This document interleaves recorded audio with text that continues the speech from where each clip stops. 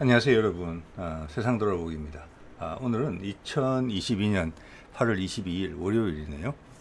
오늘도 정치 논평국지로 한 말씀 드려야 되겠습니다.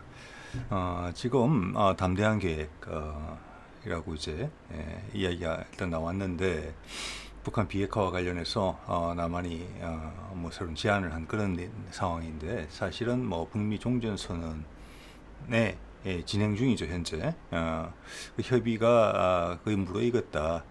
거기에 대해서 남한의 윤석열 정부가 반대 의견을 분명히 가지고 있었기 때문에 거기에를 이제 해결하기 위해서 지난 한 10일간 펠로시의 방한, 그리고 미팅 불발 등을 통해서 수많은 외교적 전투가 벌어졌었죠.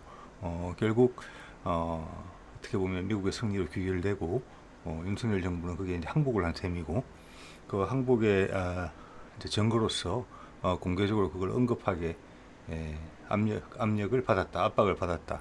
저는 그렇게 해석을 하고 있다는 것을 쭉 말씀을 드렸었습니다. 자, 이게 워낙 중요한 사안이기 때문에 우리 지도자가 그런 취급을 받는 것에 대해서는 좀 자존심이 상하는 부분도 있지만, 또 이 아이디어 자체가 우리나라에서 나왔던 아이디어고 우리가 중재까지 했던 마당이기 때문에 반드시 불편하게 볼 것만은 아니다. 미국의 아이디어, 미국이 시키는 대로 하는 게 아니기 때문에. 그리고 이 방향 자체가 우리 한반도의 미래에 너무나 중요한 부분이기 때문에 잠깐의 자존심이 상하는 것은 충분히 상쇄하고 남는다, 이런 말씀도 드렸었죠. 그래서 워낙 중대한 사안이고, 그래서 이걸 한꺼번에 다 풀이를 한다는 것도 어렵고, 저도 당연히 다 알지 못하고, 많은 사람들이 지난 수십 년간 계획을 다듬고 왔던 것들이 이제 거대한 첫걸음을 뗄 가능성이 높아졌다, 이 정도 상황이란 말이에요. 그래서 상황의 전개가 있을 때마다 다양한 각도에서 조금 반복이 되더라도 말씀을 계속 드리는 것이 중요하겠다, 이런 생각을 하게 됩니다. 왜냐하면 이 일이 진행되는 과정에 있어서 가지고 지금 몸에 맞지 않는 옷을 입은 현 정부가 그런 형국이 됐기 때문에, 이 과정으로 가는 데서 큰 방향은 결정됐지만 수많은 문제가 생길 수 있고, 그게 어떻게 보면 국가적인 위기로 치달을 수 있는 그런 상황까지 갈 수가 있어요. 그런 상황이 어느 정도 예상이 되는 바, 그 사이에 국민들이 우리가 뽑은 대통령이잖아요. 우리가 좀 더 마음의 준비가 되어 있어야 된다. 그 상황에 따라서 지혜를 발휘해야 될 필요가 그 어느 시점보다 필요하다. 그러면서 우리 국민들이 정치를 직접 하는 좀 새로운 시대에 맞는 그런 이제 정치를 우리 국민들이 요구받고 있다. 그럼으로써 우리가 좀 더 훌륭해질 것이다. 다른 어떤 국가들도 경험해 보지 못한 것을 우리가 세계의 주목을 받으면서 우리 국민들이 새로운 풀뿌리 민주주의의 새로운 형태를 보여주게 될 것이다. 그래서 그런 것의 준비 과정이다, 제가 이렇게 말씀드리는 부분들은.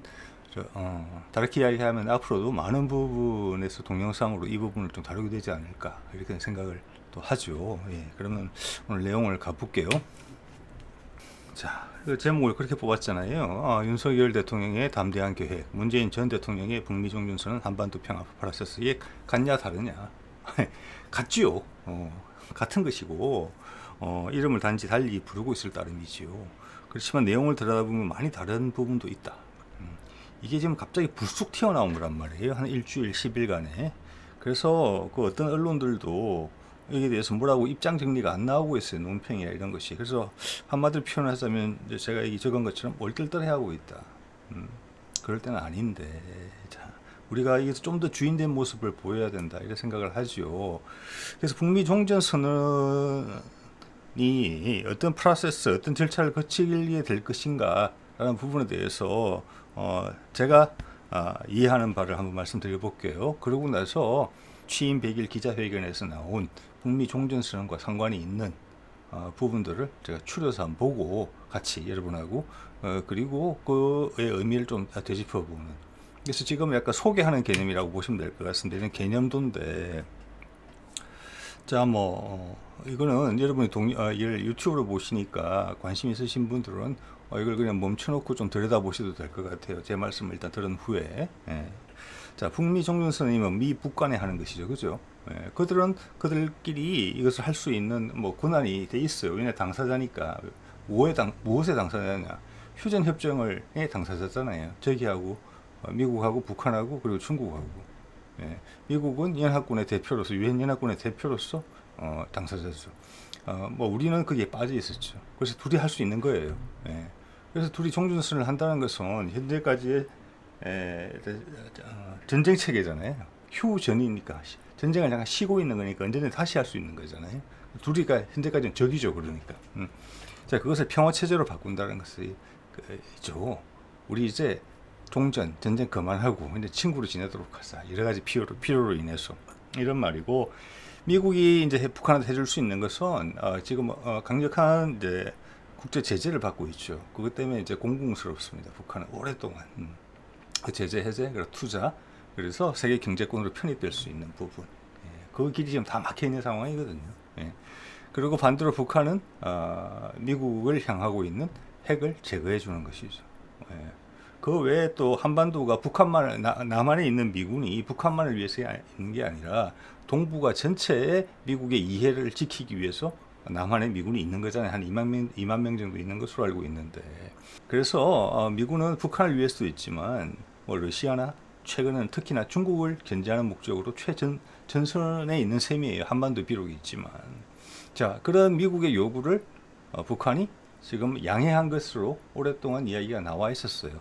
미군이 미국하고 북한하고 종전선언하고 수교를 하더라도 그렇게 보면 유엔군의 존재 이유가 없어져요. 남한에서 사실은 종전을 했기 때문에. 그럼에도 불구하고 미군이 다른 목적을 위해서 남한에 주둔하는 것을 뭐 괜찮다, 용인하겠다, 이런 입장을 서로 주고받게 되는 거예요. 자, 그러면 북한이 가진 가장 큰 지렛대는 핵을 보유했다는 거잖아요. 이 상황에서. 예. 그러면 뭐가 중요하냐? 이게 한반도 비핵화란 논리가 나오는 거예요. 이 NPT죠. 핵 확산 금지 조약이라고 하기도 하고 핵 확산 방지 조약이라고 하는데, 우리는 현재 가입이 돼 있고 북한은 가입했다가 탈퇴한 상황이에요. 그러니까 핵을 개발했죠. 예. 자, 저 조약은 뭐냐면은 기존에 있는 미국, 러시아, 중국, 프랑스, 나머지 한 군데 기억이 잘 안 나네요. 거기 영국이 모양이네요. 거기를 제외하고는 핵을 개발하지 않는다. 이런 내용이에요, 핵심이. 자, 그렇게 되면은 이게 중요한 게 뭐냐면은 북한만이 지금 핵을 가지고 있는데, 그래서 그걸 지렛대로 미국과 거래를 하는 셈인데, 만약 남한에서 핵을 가지게 되면은 우리 지금 남북이 적대 관계를 유지하고 있잖아요. 특히 이번 정권 들어서는 더더욱 더 그렇죠. 그런데 남한이 핵 무장을 하게 되면은 북한이 핵을 유지를 해야 되는 거예요. 자, 그 말은 근본적으로 북한이 미국과 종전선언을 하는 그 전제 조건이 성립이 안 되는 부분이에요. 그래서 이게 상당히 예민한 부분이에요. 그래서 이번에 100일 기자회견에서 이 부분을 미국 기자가 계속 묻는 거예요. 확인하고 거기에 대해서 답변을 하라는 거죠. 물론 거기에 대한 결과는 지난 10일간의 한미 간의 외교 전투를 통해서 이미 결론이 난 거죠. 그 점을 분명히 하라라고 한 것이죠. 그래야만 비북이 종전선언으로 갈 수가 있는 거니까. 자, 그런 내용들, 뭐 오늘은 좀 다른 각도, 개념도를 만들어서 말씀드리고 있는 거죠. 자, 그러면 이 부분이 좀 해소가 된 것 같아요. 윤석열 대통령이 이전에 대해서 명확히 이야기를 했으니까, 그 다음 종전선언으로 가는 것이고, 종전선언으로 되면 이제 북한에 투자가 되는 것이죠. 거기에 대한 얘기도 오늘 나오겠죠. 100일 기자회견에서 많이 나왔죠. 그러면 남북한의 경제 공동체가 되게 돼요. 자, 그러면 핵무기 몇 개 없앴다고 다시 우리가 옛날처럼 적대 관계로 돌아가면은 그 노하우는 다 이미 알고 있기 때문에 다시 핵 무장을 하는 데는 시간이 얼마 걸리지도 않을 거예요. 그래서 비가역적인, 즉 다시 두 번 다시는 핵을 보유하지 않게 되는 가장 좋은 방법은 뭐냐면은 북한의 경제가 서방 경제권, 그리고 우리나라를 포함해서 그 경제권에 포함되는 거예요. 그래서 이쪽하고 사이가 나빠지면 도저히 그들의 생존이 불가능하게 편입이 되는 거예요. 어떻게 보면 옛날 김대중 정부에서 이야기하는 햇볕 정책하고 맥락이 같은 거죠. 자, 그래서 남북 간에 하나를 묶여주고, 당연히 남과 북은 경제력 차이가 어마어마하게 많이 납니다. 예. 그래서 우리한테 북한의 경제가 종속될 수도 있어요. 어떻게 보면은 독립된 국가로 있더라도. 그럼 서방 경제권으로 당연히 편입이 될 것이고, 그러면 북한은 핵무기를 가질 엄두를 내지 못하게 될 것이고, 엄두를 낼 필요도 없게 될 것입니다. 자, 그러면 또 이게 뭐가 중요하냐? 남북 간의 문제가 아니고 단지 북미 간의 문제가 아니죠. 이걸 통해서 전 세계 침체된 경제가 새로운 투자처를 찾게 되는 거예요. 그게 바로 유라시아 대륙권이, 유라시아 경제권이라는 거죠. 만주, 시베리아 거쳐서 중앙아시아 거쳐서 유럽으로 가는 거죠. 그래서 유럽 국가들이 이걸 다 지지하는 겁니다. 프랑스는 대표적이고 영국도 좀 활발한 움직임을 보이고 있죠. 예, 그러니까 새로운 경제권이 생기고 다시 우리 전 지구적인 자본주의는 좀 숨쉴 공간을 가지게 되는 거예요. 지금 특히 코로나 끝나고 수많게 풀린 돈으로 지금 아주 위험한 지경이잖아요. 그 점에 대한 해법이 될 수 있다는 것이죠. 자, 그렇게 지내다 보면은 불편하겠죠. 두 국가가. 예, 둘이 나뉘어져 있는 것이요. 주변 국가들도 불편할 수가 있어요. 예. 자, 그러면 원래 하나였으니까 통일 이야기가 자연스럽게 나올 것이다. 이게 아주 단계적인 그림이에요. 물론 이 전체가 시간이 얼마 걸릴지는 모르고 가운데 폭발적인 사건이 발생할 가능성이 높아요. 특히 향후 5년 내에. 왜냐, 현재 윤석열 정부가 종전선언을 지지하는 쪽으로 급격하게 방향을 전환을 했지만 본질적으로 따라가지 않는 것이거든요. 그리고 이 마음으로 따라갔으면 그들의 지지 기반이랄까, 그들의 집권 세력의 생태, 생리에 맞지 않는 부분이에요. 그냥 힘으로 눌렀기 때문에 눌려진 상태에서 가는 거예요. 충분히 그게 폭발할 수 있어요. 그게 우리와 국민들과의 어떤 폭발이 있을 수 있고, 남한과 미국 사이의 폭발로 번질 수도 있어요. 예, 그래서 이거는 훨씬 다이나믹하게 간다는 거지. 이 그림처럼 깔끔하게 진행된다. 저는 그렇게 기대하고 있지는 않습니다. 자, 그러면 100일 기자회견 내용을 한번 보시죠. 제가 그냥 필요한 부분만, 핵심적인 부분만 편집했습니다. 네. 북한이 핵 개발을 중단할 경우 정치, 경제, 군사 지원을 포함한 포괄적인 담대한 구상을 제안하였습니다. 미북 북미 관계 정상화를 위한 외교적 지원, 재래식 무기 체계의 군축 논의, 식량, 농업기술, 의료, 인프라 지원과 금융 및 국제 투자 지원을 포함한 포괄적 구상을 ABC 뉴스 조지입니다. 죄송합니다. 제가 영어로 질문하겠습니다. If denuclearization of North Korea is realistically impossible, despite your audacious economic plans, there are also people who say that perhaps South Korea should also become a nuclear state, and there are also poll results as well for balance of power and also to have a better chance of achieving peace. Do you agree or disagree, and can you share with us why? 네, 대통령님, ABC 뉴스 조주희 국장입니다.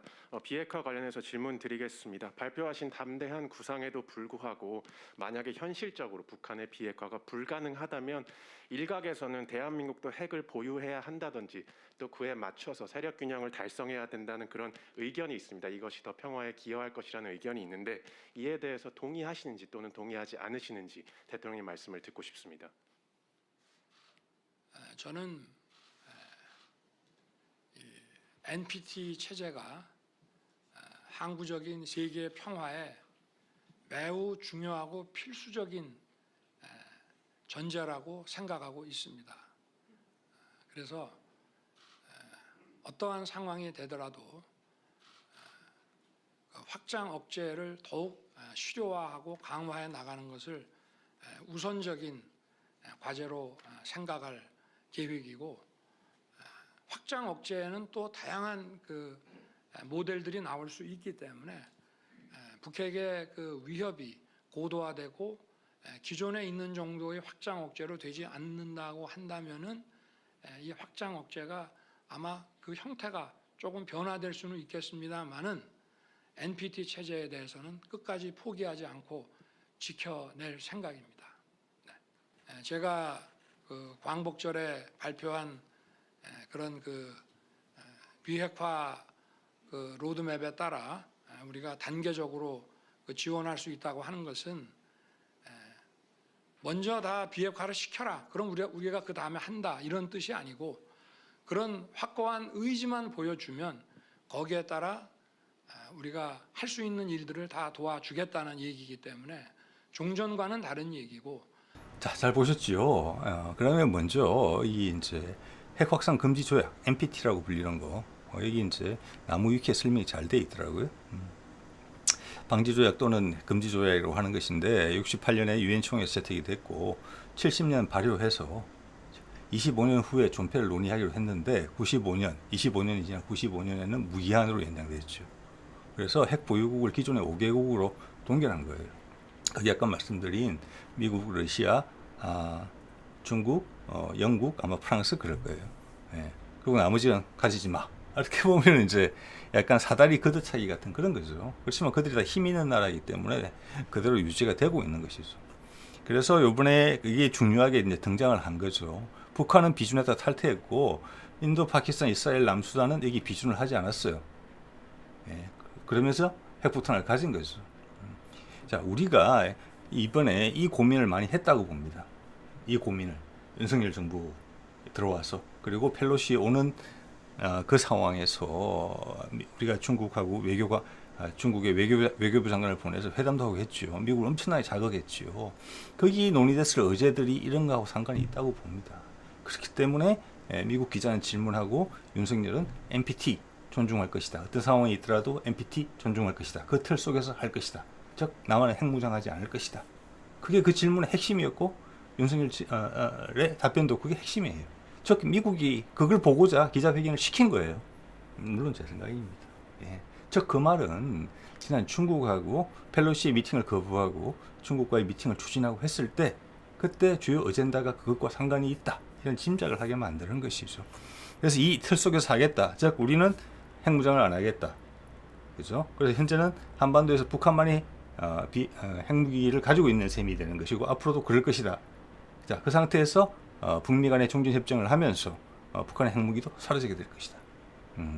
그리고 미국은 한 걸음 더 나아가서 이걸 더 넓은 세계적인 어젠다로 만들려고 하는 것 같아요. 단지 한반도에 국한된 이야기가 아니고. 네. 자, NPT 그 정도로 이제 말씀을 드리고 여러분 이제 보셨겠지만 분명히 언급을 하죠. 비핵화 의지만으로도 지원하겠다. 예. 즉 이건 이런 의심 때문에 이런 답변을 하는 거예요. 일부러 부연 설명을 뭐냐 비핵화 하면 우리가 도와줄게 이런 이야기는 이제까지도 많이 나왔단 말이에요. 이때까지 뭐 육자회담 어쩌고 저쩌고 여러 가지 협상의 툴이 다 이런 방식이었단 말이에요. 이건 더 이상 씨알이 먹히지가 않아요. 어떻게 검증할 건데 하면은 예. 어느 만큼 되면은 당신이 뭐 해줄 건데 그럼 내가 당신 말을 어떻게 믿고 내 핵을 어떻게 없애냐 이런 논란이었거든요. 핵심은. 근데 이번에 분명히 이제 윤석열 대통령이 이야기를 했죠. 비핵화 의지만으로 지원한다.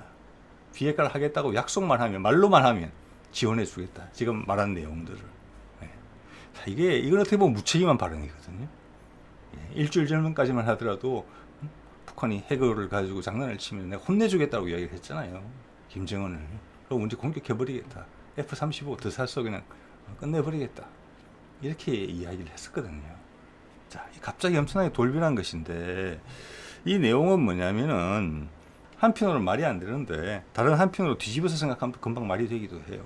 뭐냐?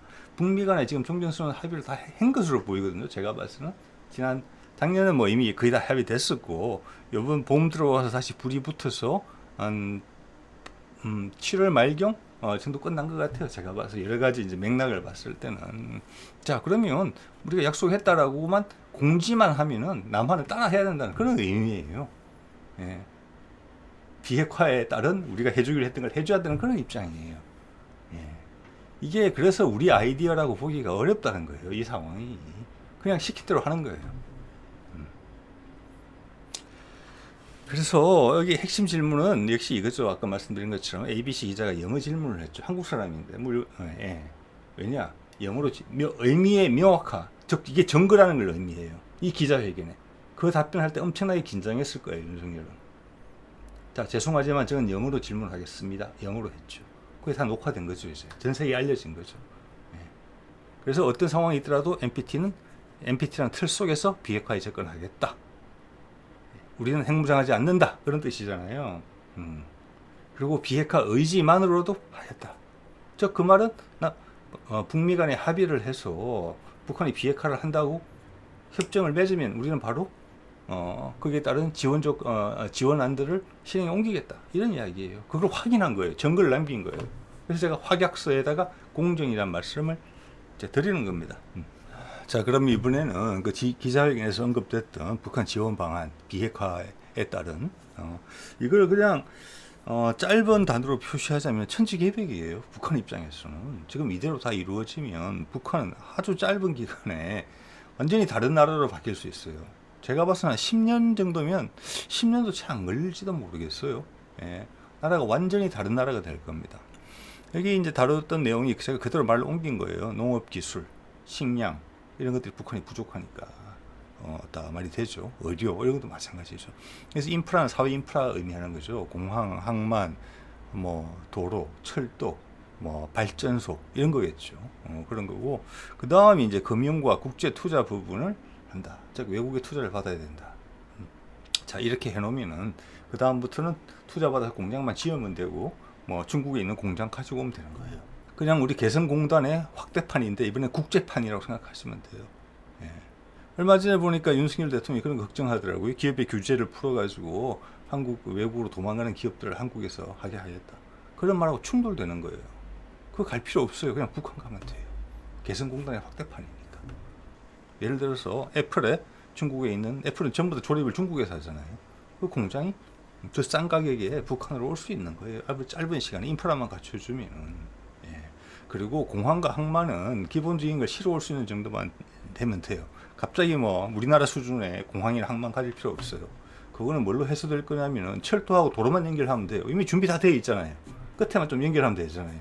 단지 지금 양쪽의 긴장 관계로 서로 소통을 안 해서 그런 거지. 그러면 그들은 우리의 항만하고 우리의 공항을 이용하면 돼요. 북한은. 본인들 거는 보수하는 수준만 하면 돼요. 장기적으로는 뭐 확대할 필요가 있을지는 모르겠지만, 자 그런 부분이 있고 농업 기술 같은 부분도 그래요. 지금 우리가 많은 농작물, 농수산물이 사실 중국에서 오고 있거든요. 그게 우리 물가를 안정시키는 데 큰 역할을 하기도 해요. 우리가 뭐 품질이 얼마나 만족하는지는 모르겠습니다만 그런 것들이 북한에서 바로 될 수도 있어요. 훨씬 더 저렴한 가격에. 북한 사람들이 김치를 잘 만들겠습니까? 중국 사람들이 김치를 잘 만들겠습니까? 어디가 값이 더 싸겠습니까? 물류비는 어디가 더 적게 들겠습니까? 우리가 북한에서 담긴 김치를 먹을 수 있을지도 몰라요. 네. 자, 그리고 또 하나 중요한 내용이 재래식 무기 군축이라는 표현을 썼어요. 벌써 이 이야기를 하는 거예요. 이거는 즉 뭐냐면 남북한의 긴장 관계를 항구적으로 낮추겠다는 거잖아요. 그죠? 이거는 어떻게 보면은 또 윤석열 정부가 되게 말을 하면서 불편했을 내용이에요. 왜냐하면 지금 집권 후부터 선거 기간 후부터 쭉 해오던 이야기하고 반대거든요. 즉 삼축 체제를 강화하기 위해서 무기를 도입하자는 거. 예. 그게 여기하고 서로 상충돼요. 그리고 제가 이 말을 보면서 왜냐하면 10일 전만 해도 우리는 이 생각을 전혀 안 하고 있었거든요. 근데 이 아이들이 갑자기 다 나타났단 말이에요. 이거는 윤석열 정부에서 준비한 자료가 저는 아니라고 생각해요. 인터뷰에 있는 자료는. 이거는 이전 정부 때부터 쭉 오랜 기간 동안 민주당 정부에서 쭉 해왔던 거 자료 다 있을 거잖아요. 그걸 받아온 거에다가 미국이 써준 거를 읽었다. 심지어 저는 그렇게까지 의심이 돼요. 왜냐하면 제가 이 단어 때문에 그래요. 재래식 무기 군축. 자, 재래식 무기라는 것은 뭡니까? 핵 무기를 제외한 다른 무기를 이야기할 때 재래식 무기라고 이야기를 해요. 그런데 우리는 즉 남한의 무기를 남북 간의 군축을 한다 했을 때는 재래식 무기 군축이 그냥 당연한 거예요. 굳이 구분할 필요가 없어요. 왜냐? 남한에는 핵무기가 없으니까. 북한 끝도 미국하고 종전협정을 체결하게 되면 없어질 거예요. 그래서 남북한이 할 수 있는 것은 당연히 재래식 무기 군축이에요. 그럼 재래식이란 말 쓸 필요가 없어요. 남북한 무기 감축이라고 써야 돼요. 그리고 무기자 다음에 제가 그대로 단어를 옮긴 거거든요. 군축이라고 쓰지 않아요, 우리는. 예. 앞에 무기란 표현이 있기 때문에 군자를 안 쓰고 감축이라고 표현을 하죠. 예. 아니면 그냥 군축협의라고 재래식 무기란 말을 빼고 쓰든지. 자, 제가 이 말을 자꾸 드리는 이유는 뭐냐면 재래식 무기 군축이라는 것이 우리나라에서 썼을 때는 잘 안 쓰는 표현이라는 이야기를 드리는 거예요. 근데 미국은 상당히 예민하게 쓰는 표현이죠. 재래식이라는 부분이. 그들이 많이 쓰는 단어예요. 군축이라는 단어도 그래요. 그거를 미국 쪽의 자료를 번역하다 보니까 이런 약간 어색한 표현이 나왔다고 생각하는 거예요. 예. 그리고 우리 윤석열 정부는 10일 전까지만 해도 여기에 대한 생각이 하나도 없었거든요. 그래서 제가 이런 것이 그렇게 보이는 겁니다. 어색함이 좀 더 부각돼서 저한테 느껴지는 거죠. 자, 그리고 천지개벽이라는 말씀을 드렸는데 예전에는 뭐 통일비용 이런 거 이야기를 했는데 그런 걱정은 별로 할 필요가 없을 것 같아요. 예. 북한의 투자 기회만 열린다면은 세상에 갈 곳 이런 많은 돈들이 올 거예요. 심지어 일본도 돈을 넣고 싶을 거예요. 일단 이게 가시화되면 반대는 그전에는 반대를 하더라도 일단 문이 열려서 그 흐름으로 가게 된다면 아마 자기들 돈도 먼저 투자하려고 할 거예요. 자, 이 중에서 천지개벽이라는 게 정말 저렴한 비용으로 빨리 될 수 있다. 제가 20년 전에 그때 북한을 다녀온 사람을 만난 적이 있어요. 대학원생으로서 그 발전소 당시 원자력 발전소 이야기 나오고 그랬을 때 그때 이미 계획이 다 있는 거 보고 놀랐어요. 만주까지 포함해서. 예. 그때 만들어졌던 계획이 있고 그 이후로도 그런 계획은 계속 이어져 왔어요. 예. 잠깐만 사소한 사례를 통해서 한번 비교를 해볼게요. 우리나라에 좀 고속도로 건설하는데 뭐 몇 년씩 걸리잖아요. 그런데 예산 배정을 그렇게 하기 때문에 그런 것이고 예산을 한 군데 모아서 이 고속도로를 반드시 개통해야 되겠다라고 개통을 하고 마음을 먹고 예산을 투입하면 한 1년 만에 될 거예요.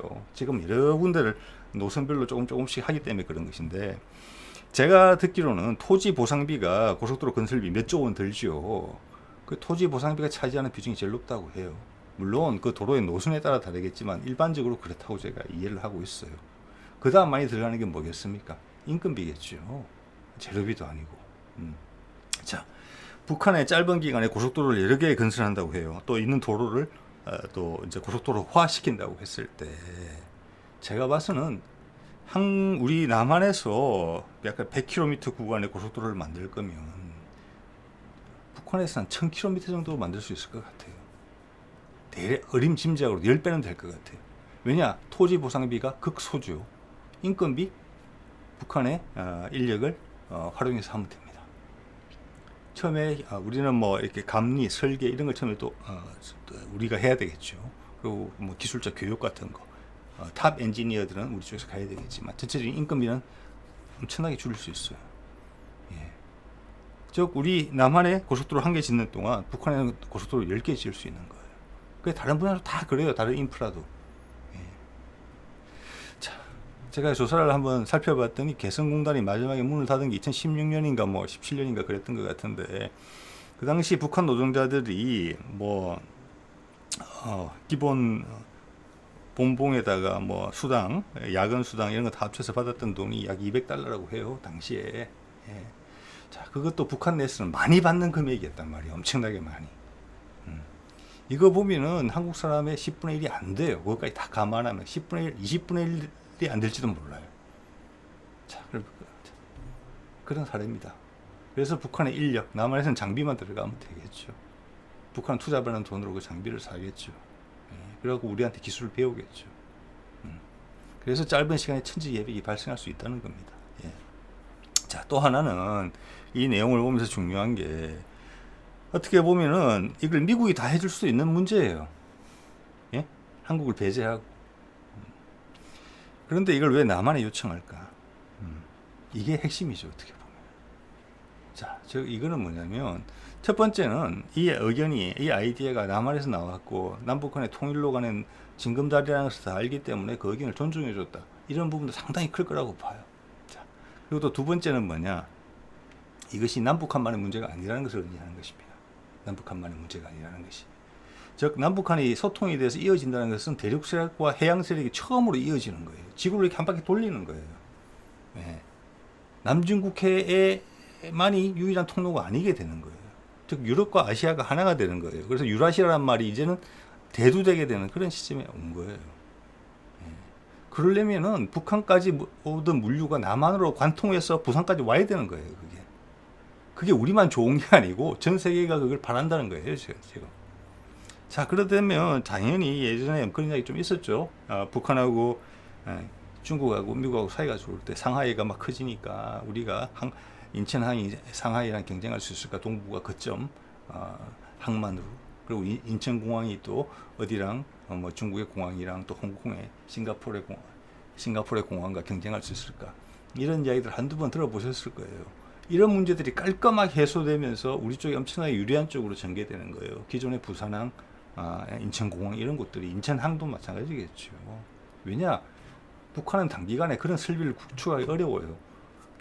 도로, 철도만 연결하면 우리 남한의 인프라를 그냥 다 활용할 수 있는 것인데 왜 굳이 그 똑같은 걸 만들려고 그러겠어요? 예, 그걸 원하기 때문에 남한이 이 과정에 반드시 들어가야 되는 거예요. 그래서 하기 싫다는 사람을 이제 억지로 데리고 와서 하는데 그냥 알았어, 내 아무 소리 반대 안 하고 가만히 앉아만 있어줄게, 이게 아니고 너 마음 안 그런 거 알겠는데 네가 열심히 이걸 해야 돼, 이렇게까지 다 당기는 것이죠. 예, 엄청나게 불편한 거죠. 그래서 근데 윤 정부 입장에서는 자, 그게 어떤 불씨가 될 수 있다는 말씀을 드리는 거예요. 그냥 외면만 해서 안 된다는 부분이 있어요. 발을 담궈서 열심히 해야 돼요.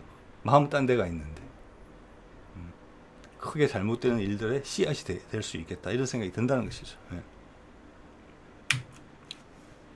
그래서 윤석열 대통령이 인터뷰에서 우리는 남북 뭐 정상회담 같은 거를 정치적 쇼식으로 하지 않는다, 이런 언급을 했어요. 저는 개인적으로 상당히 좀 언짢았습니다. 그 말 듣고. 자, 이게 문재인이 금년 초에 한 일이에요. 문재인이 작년 말부터 이 정권 동안 한 게 동해안에 철도 라인을 다 연결하려고 했어요. 예.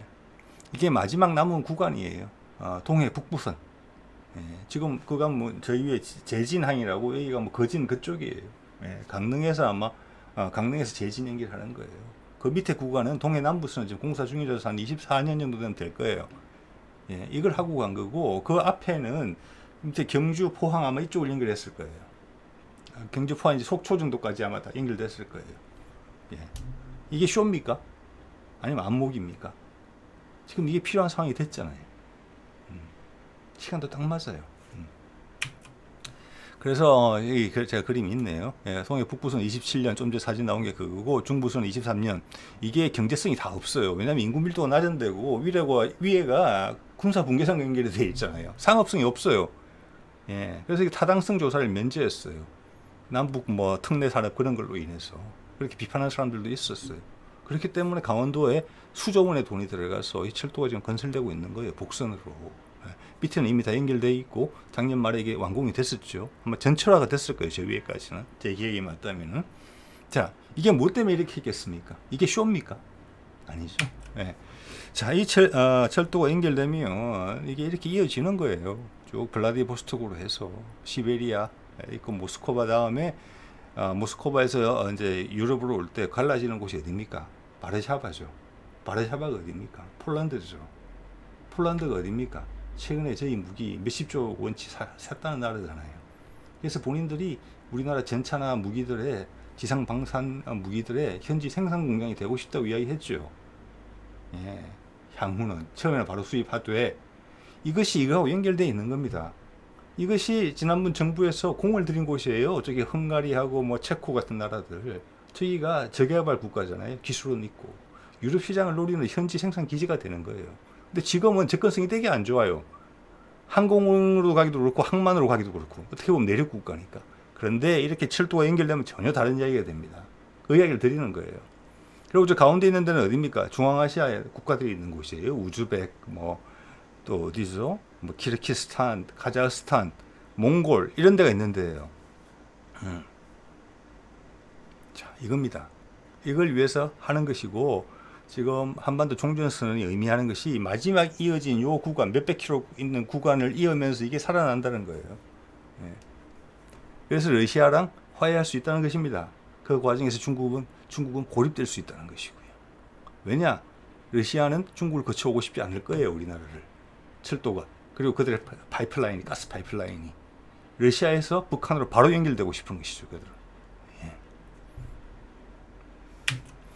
그게 이야기입니다. 이거는 뭐 이명박 정부 때부터 나왔던 이야기예요. 사할린 가스전에서 가스관 건설해서 받는 거.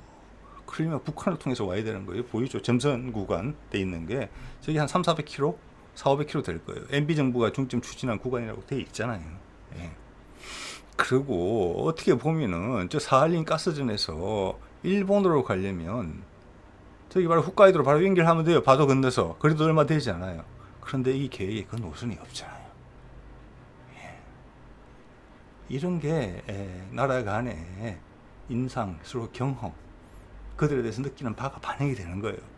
이 까만 점수로 표시되어 있죠. 일본이 이 그림으로 봐서는 이 그림만으로 봤을 때는 일본이 러시아에 가스를 공급받으려면 믿을 수 있는 한국으로 먼저 와서 그 다음 일본으로 가게 돼 있어요. 예, 이게 국제 간의 마음이에요. 우리 같았으면 중국을 통해서 오는 가스라인, 산둥에서 오는 저걸로 우리 가스를 바꾸시겠습니까? 아니면 북한을 관통하는 저 라인을 통해서 바꾸시겠습니까? 러시아는 어디를 원하겠습니까? 예, 지금 그 여건이 조성된다는 거고, 저 라인은 북한의 동해선 기차 라인하고 똑같아요. 우리 지금 짓고 있는 동해 북부선 남부선하고 똑같아요. 저거 공사하면서 관만 하나 묻으면 돼요. 철로 옆에다가. 제가 뭐 건설은 잘 모릅니다. 토목은 잘 모릅니다만 그런 생각이 해볼 수 있을 것 같아요. 우리도 도로 밑에 보면 뭐 많이 다니잖아요. 많이 넣잖아요. 하수구부터 해서 상수도관, 가스관, 전기줄 다 들어가잖아요. 자, 이런 것들이 활성화된다는 것이고, 남북이 하나가 됐을 때, 여러분한테 제가 이 말씀을 드리고 싶은 부분이 또 하나 뭐냐면, 하나가 되면 지금 우리 인천항이나 뭐 광양항, 부산항에서 나가는 물동량이 엄청나게 많아진다는 거예요. 이라고 이제 남쪽, 예, 남방 전체의 국가들하고 연결이 되는 거잖아요. 예, 그러면서 중국을 우회하게 되는 거예요. 그 핵심적인 부분을 말라카 해협을 지나올 필요가 없어져요. 예를 들면은 러시아, 유럽과의 물류가. 자, 그러면 우리의 해역이 엄청나게 소중해지는 거고, 단지 돈으로만 생각하더라도 이때까지는 1년에 예를 들어서 1조치 물량이 지나가는 게 이제는 몇 배로 뛸지 모르는 거예요. 그 해역을 우리 스스로의 힘으로, 해군의 힘으로 지켜내는 게 엄청나게 중요한 부분이 되는 거예요. 다른 나라의 관심사이기도 해요. 왜냐하면 자기의 물건이 이 라인을 통해서 가니까. 그렇지 않겠습니까? 이런 안목이 있었기 때문에, 이런 계획이, 장기적인 계획이 있었기 때문에 우리가 항공모함을 가지려는 거예요. 이 상황에서. 자, 그러면 물류가 이렇게 해서 물류가 5배, 10배씩 늘어난다. 이 근처에 있는, 이 물류 라인에 있는 많은 나라들이, 저개발 국가들이 우리나라한테 와서 기대게 돼요. 그들의 항구를 이용할 수 있을지 몰라요. 왜 꼭 우리 항공모함이 우리나라 땅에 있어야 된다고 생각하시는지 모르겠어요. 그거 아닐 수 있습니다. 충분히. 이 해역 안전 자체를 우리가 지켜내야 돼요. 만에 하나의 위협으로부터. 그게 세계 나라들의 지원을 받으면서 그렇게 될 수가 있어요. 우리가 그 일을 해야 되는 거예요. 우리가 그 수송로를 우리가 가지고 있으니까. 여기서 다른 사람한테 맡긴다? 그 안전을? 그거는 다 우리한테 이 수송로를 이용하는 다른 나라 사람들이 불안해할 거예요. 우리 거니까 우리가 지켜야 되는 거예요. 그래서 항공모함이 필요한 거예요. 그럼 F-35는요? F-35는 뭡니까? 북한을 타격하기 위한 기체예요. 그거는 군축 대상이에요. 지금 윤석열의 기자회견에 따르면. 그런데 지금 억지로 살려고 하죠. 네. 이거 하나로 인해서 틀어지는 게 엄청나게 많아요. 항공모함 죽이려고 하고 F-35는 키우려고 하잖아요. 지금. 근데 그의 발표 내용을 보면 반대가 돼야 돼요.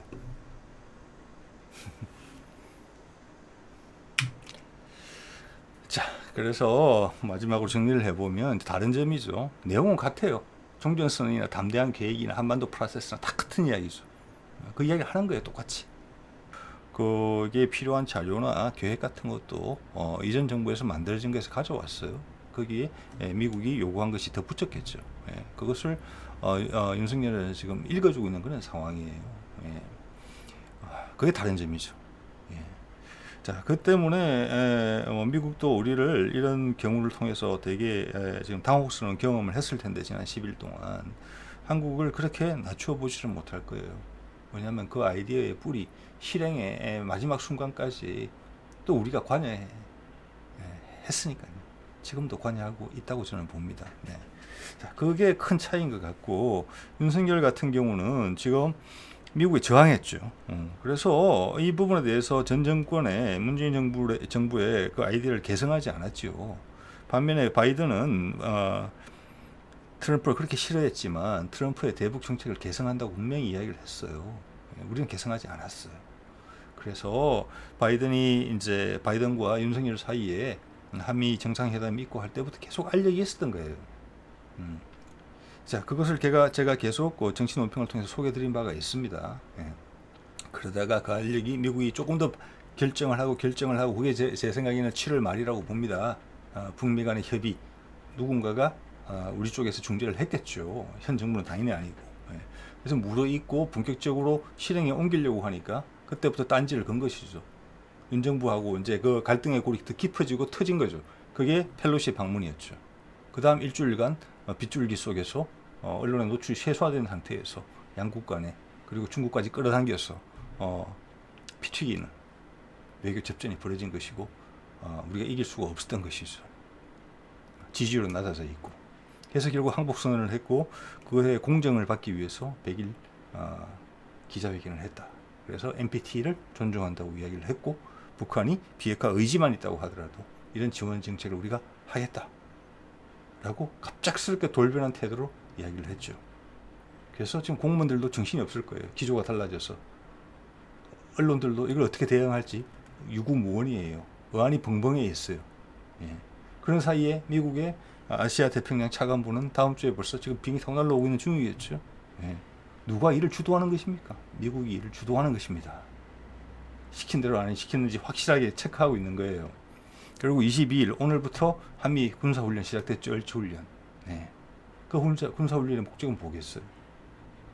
우리를 살펴보는 거예요. 군사적인 도발적인 행위가 나오지 않도록 예상치 못한. 우리 국민도 느끼지만 미국도 똑같이 느껴요. 지난 수개월간의 경험을 통해서. 이 사람들은 말 뒤집는 것을 호떡 뒤집듯이 할 수 있다. 그래서 계속 감시해야 된다. 바이든은 오바마 기간 8년 동안 부통령을 하면서 그때 아마 박근혜, 이명박 시절이었었어요. 다 지켜본 사람이에요. 그래서 감시권을 놓치지 않고 있을 겁니다. 저도 국민의 한 사람으로서 그렇게 봅니다. 이 말 했다고 이대로 다 되지 않을 수 있다는 걸 알고 있지요. 자, 그렇지만 어쨌거나 이게 역사의 아이러니죠. 원치 않는 것을 실행해야 되는 대통령이 된 거예요. 이제 임기 시작했는데 이제 3개월밖에 안 됐는데 이게 역사의 아이러니예요. 그래서 저는 아까도 말씀드렸지만 재임 기간 동안 큰 국가적 혼란이 불가피하다라고 저는 그렇게 보는 입장이에요. 왜냐? 지금 몸에 맞지 않는 옷을 입고 거북하게 움직이고 있어요. 그럼 옷이 터지든지 몸에 찢어지든지 둘 중에 하나를 발생할 거예요. 저는 그렇게 봅니다. 일단 단기간적으로는 무리 없이 갈 거예요. 그런데 어느 정도 시간이 지나면 문제가 터질 거라고 봐요. 지금 내부로 에너지가 축적되고 있어요. 부정적인 에너지가. 국민과 정부 사이에. 그리고 이 정부를 만들어낸 그 세력들 사이에. 세력들 간에.